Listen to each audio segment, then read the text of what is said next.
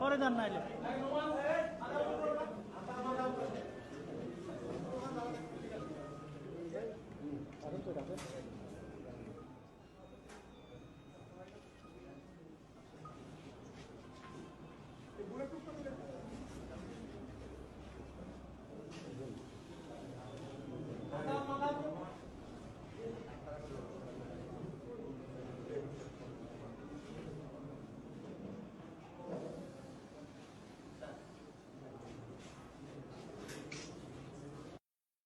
অস্ত্রধারী যারা তারা কখনো ভালো লোক হতে পারে না, তারা দুষ্কৃতিকারী যেই হোক।